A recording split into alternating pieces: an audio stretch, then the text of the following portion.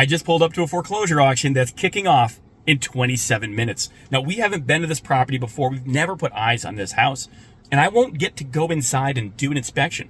And in fact, as I pulled up, there was a car in the driveway that makes me think maybe this house is going to come with some kind of occupants that I'll then have to figure out and deal with. So I know what you're thinking right about now. Who's crazy enough? Are these guys really going to do something like that? Going to go to an auction and in 15 minutes of looking at a property from the outside, from the street, decide to spend thousands and thousands of dollars on essentially a mystery box? Well, if you're wondering if we're crazy enough to do that, I have one answer for you. And I'm going to quote one of our great founding fathers, George Washington, when he said, "Hold my beer." That's right. Well, let's kick this thing off. Let's go check out this property. You're going to see what I get to see. And maybe, just maybe, you'll see me buy an amazing deal on a house at half price. Stick around. My name's Kevin. I'm half of Two Guys Take on Real Estate. Now's a great time to subscribe if you're interested in this kind of stuff.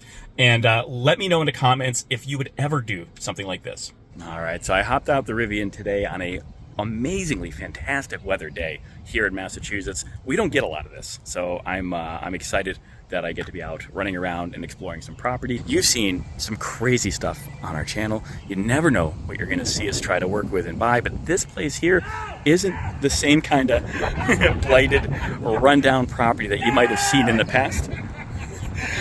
And you can tell the other bidders that have pulled up are very familiar with each other and have a lot of fun doing this kind of stuff.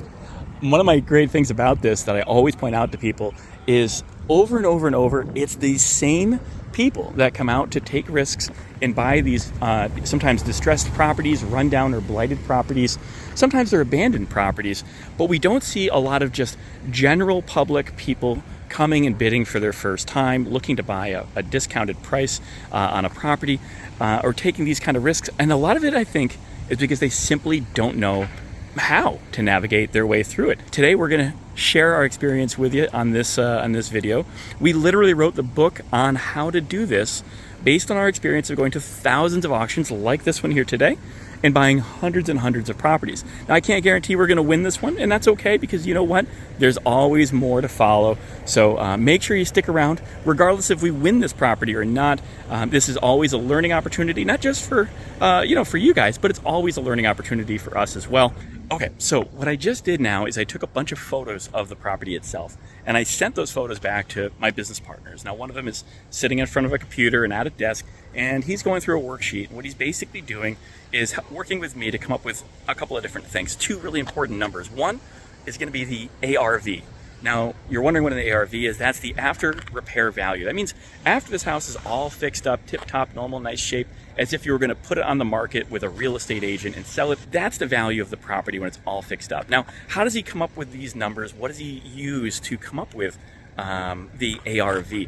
What he's doing right now is he's looking for comps, comparable homes sold recently in the area. So maybe a house on the same street that's similar, 3 bedrooms, 1 bath, similar square footage, similar yard, that kind of thing, right? He doesn't want to compare it to a manor house or a efficiency apartment somewhere or a condo, right? He wants to compare it to something very, very similar and see what that might have sold for. And he's going to do that in a few different situations and come up with kind of an average price of what this house should sell for if it was put on the market right now, all fixed up, nice repaired condition. The next thing we're trying to figure out is what does this house need to get to that condition? How much money is it realistically going to take us to put into the house to get it all fixed up nice? That is going to be your rehab budget. Now, we talk about this in our book, but it's important, and it's one of the most critical things that people make a lot of mistakes in a lot of different ways on. So first thing first, the house is in much better shape than what you see in a lot of our videos for a lot of the blighted properties we purchase. But you can see the siding has some wear and tear, has some discoloration for sure, has some holes in it and chips in it and stuff like that. So there's going to be some siding repair, but we don't probably have to vinyl side the entire house. Now you can see most of the houses all around it are all vinyl sided. We've bought houses with asbestos shingle siding, wood shakes, you name, aluminum siding. So in this case here, we're going to save a lot of money and not have to have a rehab budget reflect a lot of siding. The roof appears to be in really good shape. Again, roofs are super important. You want to look at a number of things: discoloration, depressions, and dips. You want to look at a lot of different aspects of stuff. You want to look at things that are going to maybe catch you off guard, that if you didn't have the experience or know-how, you wouldn't even think to calculate. In a lot of homes in this area, you might find that the home has an underground oil tank. Oil heat was prominently used all through here, and in a lot of cases, homes had an underground oil tank for storage of the oil. Those tanks, prone to leakage, can cost you big bucks EPA-wise when you go to renovate and then sell the house. Other things that we're going to be looking at here would be foundation potential issues. And then you want, since we remember, we are not given access by a bank or the auctioneer, so we have to make a few judgment calls, right? And given the outside condition of a property, you can kind of often make some judgment calls on what you think the inside might look like. One of those kind of things is going to be where you're going to spend your most money is your kitchen and your bathroom. Now, if the house has been overgrown, if the siding is really, really old, worn, not maintained, the house doesn't look like it's been renovated or updated anytime soon on the exterior, there's a really good chance that they didn't put a lot of money, you know, $10, $20, $30,000 into renovating a kitchen and bathroom. So you have to start factoring that into your rehab budget as well and assign values for each. These are some of the big things that you want to come up with your rehab budget. Once you've done that, you're starting to really get to work now in terms of having a number to start bidding on. Once you figure this stuff out, these are your two critical components where people can really screw up. One, they're going to miss out on a lot of auction wins by having crazy high rehab budgets, which make them not as competitive to bid, or they'll miss some incredibly key things that they should have observed, like that underground oil tank issue or things like that. And they'll have maybe bid way too high on a property, struck out horribly. If they win it, they'll end up losing money for the whole ordeal.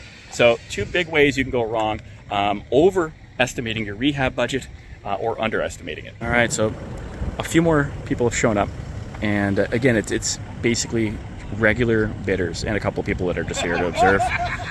And again, everybody's competitive, right? They all competing with each other, but everybody's super friendly. They all know each other, at least casually, from these types of things.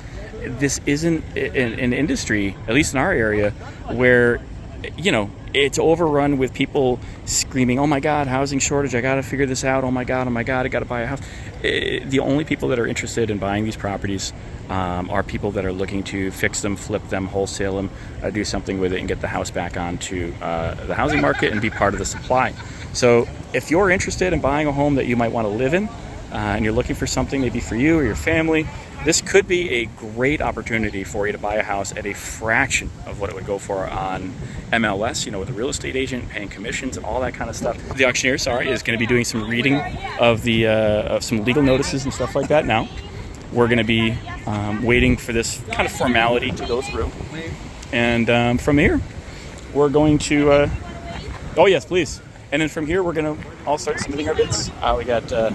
Please come by and check it out, seeing what's going on.